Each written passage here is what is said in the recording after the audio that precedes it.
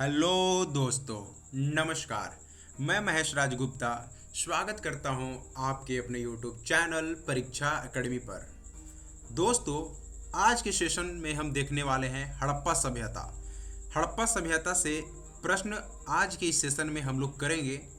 सभी एग्जामों के लिए बहुत ही महत्वपूर्ण होने वाला है ये सेशन। तो चलिए सेशन को शुरू करते हैं। उससे पहले अगर आप इस YouTube चैनल पर नए हो तो सबसे पहले आप क्या करें, YouTube चैनल को सब्सक्राइब कर लें और बेल आइकन को ऑन कर दें, ताकि आपको हर एक क्लास की नोटिफिकेशन आपको समय समय पर मिलता रहे। तो चलिए हड़प्पा सभ्यता से अब हम लोग प्रश्न करेंगे। तो सबसे पहला प्रश्न क्या है हमारा? पहला प्रश्न है, सिंधु घाटी के निम्नलिखित में से किस स्थल की खोज राखला दास बनर्जी ने की थी? किसने किया था?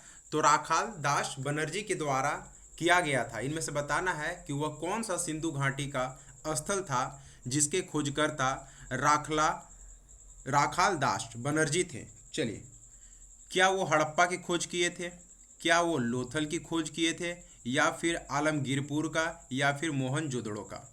तो देखिए, जो ये आपके जो खोजकर्ता थे यानी कि राखाल दास बनर्जी की बात करेंगे आप, तो किसके थे? तो मोहनजोदड़ो के थे। कब किए थे? तो याद रखिएगा आप कि 1922 में। कब किए थे? 1922 ईस्वी में इन्होंने मोहनजोदड़ो की खोज किया था। अगर मैं हड़प्पा की बात करेंगे तो दयाराम साहनी जी के द्वारा ही उन्हीं के द्वारा ये खोज किया गया था, और 1921 में। चलिए अगला प्रश्न देखते हैं। सिंधु घाटी सभ्यता इतिहास में निम्नलिखित में से किस अवधि से संबंधित है? प्रश्न क्या है कि जो सिंधु घाटी सभ्यता है ना, इतिहास में निम्नलिखित में से किस अवधि से ये संबंधित है? देखेंगे ऑप्शन क्या है। ताम्र पाषाण युग, लोह युग, कांस्य युग और मध्य पाषाण युग। तो देखिए, ये जो सिंधु घाटी सभ्यता जो है वो किससे है? कांस्य युग से। किससे है?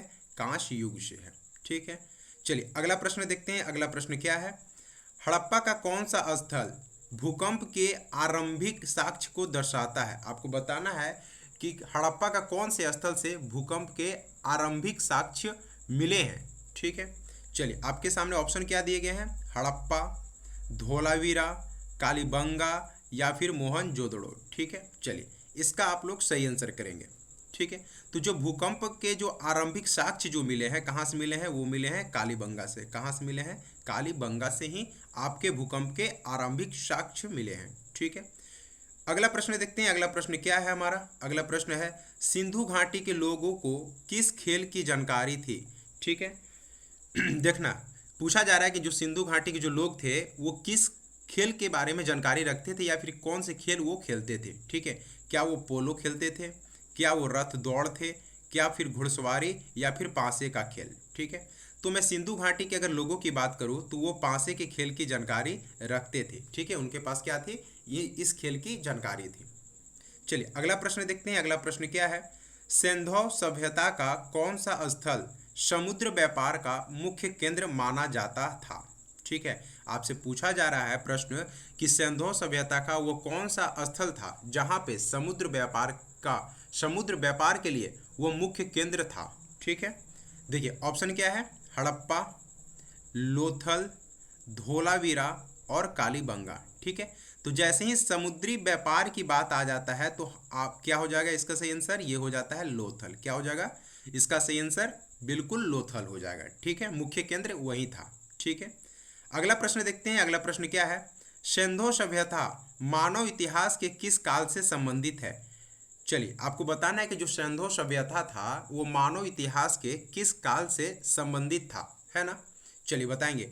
आपके सामने ऑप्शन क्या है? पूर्व पाषाण काल, नवपाषाण काल, ऐतिहासिक काल या फिर आदि ऐतिहासिक काल। देखिए, तो सिंधु सभ्यता के जो मानव इतिहास के जो संबंधित थे वो कहाँ से थे? तो आदि ऐतिहासिक से। कैसे थे? आदि ऐतिहासिक काल से उन लोग संबंधित थे। चलिए अगला प्रश्न देखते हैं। अगला प्रश्न क्या है हमारा? अगला प्रश्न है, निम्नलिखित हड़प्पा कालीन स्थलों में से किसमें नाली के निर्माण में लकड़ी का प्रयोग किया गया है? आपसे पूछा जा रहा है कि वो कौन सा हड़प्पा कालीन स्थल है जहां पे नाली के निर्माण में क्या किया गया है, लकड़ी का प्रयोग किया गया है। ठीक है, देखिए बीपीएससी टीआरई में एक प्रश्न पूछा गया था, ठीक है, कि कहाँ पे, आपके सामने ऑप्शन तो रहेंगे ही, उसमें पूछा गया था कि इनमें से कौन सा वो स्थल था जहाँ पे नाली की लकड़ी का निर्माण किया गया था, है ना। तो यहाँ पे प्रश्न घुमा दिया गया है थोड़ा सा, ठीक है, लेकिन आंसर वही होगा। क्या वो राखी गढ़ी था, क्या वो लोथल था, क्या कालीबंगा या फिर आलमगीरपुर। ठीक है, तो जो नली के निर्माण में लकड़ी का जो प्रयोग किया गया था ना, वो किया गया था कालीबंगा से। कहाँ से किया गया था, कालीबंगा से। अगला प्रश्न देखते हैं, अगला प्रश्न क्या है हमारा, सिंधु सभ्यता से संबंधित सर्वाधिक पूरा स्थल किस नदी के किनारे प्राप्त हुए हैं। ठीक, देखिए ये बहुत प्रश्न इंपॉर्टेंट है, जो हम इस सेशन में आपको हड़प्पा सभ्यता से जो प्रश्न करा रहे हैं, सारे प्रश्न एक बार नहीं कई बार एग्जाम में ये रिपीट हुए क्वेश्चन है। बहुत ही महत्वपूर्ण आपको सेशन के द्वारा बहुत ही महत्वपूर्ण प्रश्न कराए जा रहे हैं, और टॉपिक वाइज टॉपिक आपको सारे कवर कराए जाएंगे। चलिए, तो आपसे क्या प्रश्न पूछ रहा था, प्रश्न क्या है कि सिंधु सभ्यता से संबंधित सर्वाधिक पूरा स्थल किस नदी किनारे से प्राप्त हुआ है। क्या सिंधु नदी से प्राप्त हुआ है, सरस्वती नदी से, झेलम और यमुना, या फिर इनमें से कोई नहीं। तो देखिए सर्वाधिक पूछा जा रहा है ना पूरा स्थल, तो ये कौन हो जाएगा, सरस्वती नदी। कहाँ से हो जाएगा, सरस्वती नदी को ही घग्घर नदी बोला जाता है। ठीक है, चलिए अगला प्रश्न देखते हैं। अगला प्रश्न क्या हमारा, अगला प्रश्न है हड़प्पा सभ्यता में निम्नलिखित में से किस लिपि का प्रयोग किया गया। ठीक है, देखिए आपसे पूछा जा रहा है कि हड़प्पा सभ्यता में कौन सी लिपि का प्रयोग किया गया है ना। चलिए बताएंगे आप लोग इसका सही आंसर। आपके सामने ऑप्शन है शब्दांश, ठीक है, वर्णनात्मक, ध्वनि बोधक, या फिर चित्रात्मक। ठीक है, तो मैं अगर हड़प्पा सभ्यता की बात करूं तो लिपि अगर वहां पे देखेंगे तो कौन सा हो जाता है, लिपि चित्रात्मक लिपि का प्रयोग किया गया था हड़प्पा सभ्यता में। अगला प्रश्न देखते हैं, अगला प्रश्न क्या है, किस सिंधु स्थल से मिट्टी के हल का मॉडल मिला है। ठीक है, मिट्टी का हल का क्या मिला है, वहां पे से मॉडल मिला है। ठीक है, क्या वो रोपड़ से मिला है, क्या वो बनावली से मिला है, हड़प्पा से मिला है, या फिर राखी गढ़ी से मिला है। तो देखिए ये जो मिट्टी का जो हल जो मिला है ना, वो कहाँ से मिला है, बनावली से। कहाँ से मिला है, बनावली से मिला है। ठीक है, अगला प्रश्न देखते हैं, अगला प्रश्न क्या है, अगला प्रश्न देखते हैं, हड़प्पा सभ्यता की अधिकांश मुहरें निम्नलिखित से बनी हुई है। देखिए ऑप्शन आपके सामने है, आपसे पूछा जा रहा है कि जो हड़प्पा सभ्यता में जो मुहरें बनती थी अधिकांश, वो किस चीज़ से बनती थी, है ना। तो प्रश्न समझ में आ गया होगा, क्या वो चर्ट से बनती थी, तांबा का बना होता था, या फिर सेलखड़ी का।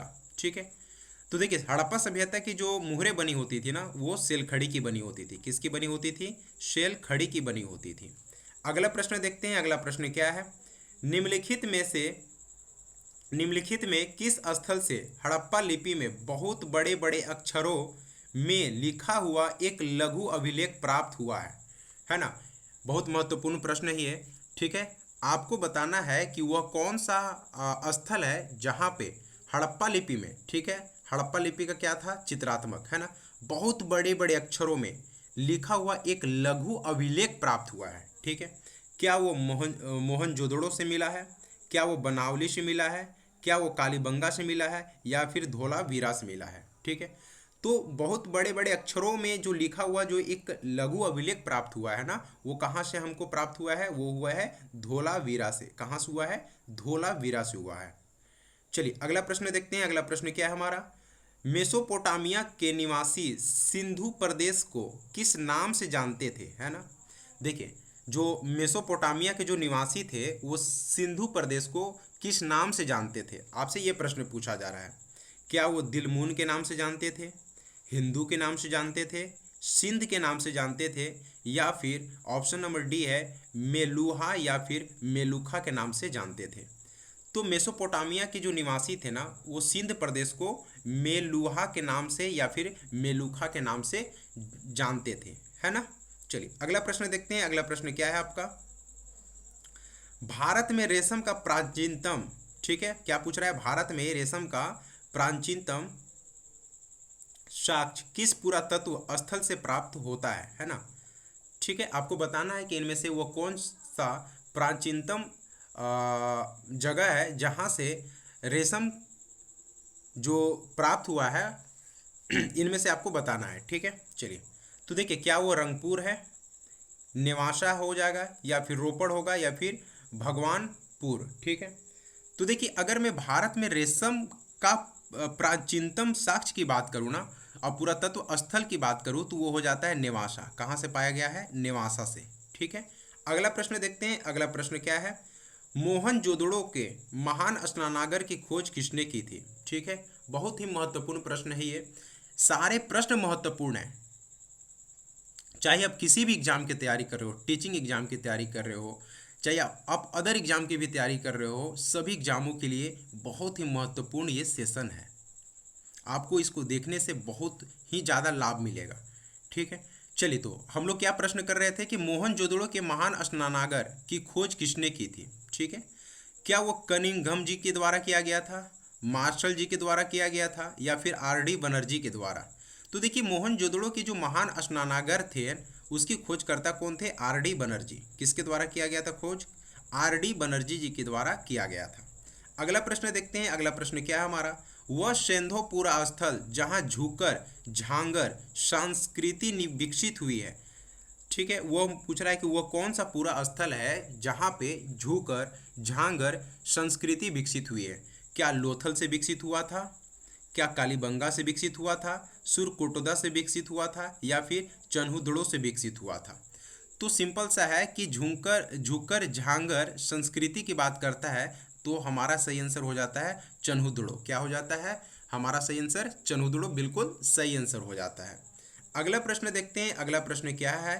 अगला प्रश्न है कि बार बार, ठीक है, बार बार आने वाली बाढ़ के कारण निम्नांकित में से कौन सा हड़प्पीय नगर नष्ट हो गया था? है ना, देखिए पूछ क्या रहा है प्रश्न कि बार बार आने वाली बाढ़ के कारण, आप डायरेक्ट ऐसे क्वेश्चन समझो कि बार बार बाढ़ आने के कारण इनमें से कौन सा ऑप्शन है जो कि क्या हो गया था? वो नष्ट हो गया था। ठीक है, चलिए, क्या वो कालीबंगा था? ठीक है, क्या वो कालीबंगा था, या फिर हड़प्पा, कोटदीजी, या फिर मोहनजोदड़ो? ठीक है, तो बार बार बाढ़ आने के कारण जो हड़प्पीय नगर था वो कौन था? मोहनजोदड़ो, जो कि नष्ट हो गया था। है ना, बार बार बाढ़ आने के कारण, है ना, तो आप याद रखना मोहनजोदड़ो। ठीक है, मोहनजोदड़ो में जो स्नानागार मिला है, ठीक है, स्नानागार जो मिला है उसकी खोजकर्ता कौन है? तो आर.डी. बनर्जी। मोहनजोदड़ो की खोजकर्ता कौन है? तो रखलादास बनर्जी हैं। ठीक है, कब किया गया था? 1922 में। ये चीज़ आप याद रखेंगे। अगला प्रश्न देखते हैं। अगला प्रश्न क्या है? अगला प्रश्न है किस हड़प्पा कालीन स्थल पर जहाजी मालघाट है? ठीक है, तो देखिए जहाजी मालघाट पूछ रहा है आपसे, तो हमने क्या पूछा था? समुद्र व्यापार के लिए इससे पहले आपको प्रश्न कराए हैं हमने, तो आप वहाँ से आप थोड़ा सा अपना दिमाग को लगाएंगे और प्रश्न को माइंड में इसको सेटअप करेंगे कि वहाँ पे क्या पूछा था, अब इस प्रश्न में क्या पूछ रहा है। ठीक है, वहाँ पे पूछा था कि कौन सा स्थल जो था समुद्र व्यापार के लिए जाना जाता था। ठीक है, यहाँ पे पूछ रहा है कि कौन सा ऐसा हड़प्पा कालीन स्थल है जहाँ पर जहाजी मालघाट है। तो जहाजी मालघाट कहाँ होगा? जहाँ पे समुद्र होगा। तो समुद्र इनमें से कहाँ था? क्या लोथल में था, या फिर कालीबंगा की बात करेगा, मोहनजोदड़ो के, या फिर धोलावीरा का? ठीक है, तो जो जहाजी मालघाट उतरेगा कहाँ पे उतरेगा? जो बेड़ा था कहाँ पे था? लोथल में। कहाँ पे था? लोथल में। समुद्री व्यापार तो लोथल से ही होता था, तो जहाज भी कहाँ पे होगा? तो लोथल में ही होगा। अगला प्रश्न देखते हैं। अगला प्रश्न क्या है? देखिए अगला प्रश्न है सिंधु घाटी सभ्यता के खंडहरों का पहला आधुनिक विवरण किसके द्वारा प्रदान किया गया था? ठीक है, चलिए आपको बताना है कि इनमें से वो कौन से व्यक्ति थे जिन्होंने सिंधु घाटी सभ्यता के खंडहरों का पहला आधुनिक विवरण सबसे पहले उनके द्वारा प्रदान किया गया था। चलिए आपको बताना है। आपके सामने ऑप्शन है Rakhaldas Banerjee, Alexander Cunningham, Charles mason, या फिर इनमें से कोई नहीं। चलिए आप इसको सही आंसर फटाक से करेंगे। तो देखिए इसका जो सही आंसर होगा, सबसे पहले पूछ रहा है ना आधुनिक विवरण के द्वारा, है ना, प्रश्न को अच्छे से पढ़ेंगे। आधुनिक विवरण किसके द्वारा प्रदान किया गया था? तो देखिए ये जो किया गया था, ये किया गया था किसके द्वारा? चार्ल्स मेसन जी के द्वारा। किसके द्वारा किया गया था? चार्ल्स मेसन जी के द्वारा ही सिंधु घाटी सभ्यता के खंडहरों का पहला आधुनिक विवरण चार्ल्स मेसन जी के द्वारा प्रदान किया गया था। ठीक है, तो हड़प्पा सभ्यता से आज हमने 19 प्रश्न देखे हैं। इसके जो और भी इसके भाग आपको मिलते रहेंगे, है ना। तो अगर आपको ये वीडियो अच्छा लगा हो तो सबसे पहले आपको क्या करना हो, आज की सेशन बहुत ही महत्वपूर्ण था, है ना। तो सबसे पहले आपको क्या करना है, अगर आप इस यूट्यूब चैनल पे नए हैं तो सबसे पहले आपको इस यूट्यूब चैनल को सब्सक्राइब करना है और बेल आइकन को ऑन कर देना है, जिससे आपको क्या होगा कि आपके सारी जो वीडियो जो भी होंगी, जो सेशन होंगी, उसके क्या होगा, नोटिफिकेशन आपको मिलता रहेगा। तो चलिए मिलते हैं अगले वीडियो में, तब तक के लिए धन्यवाद।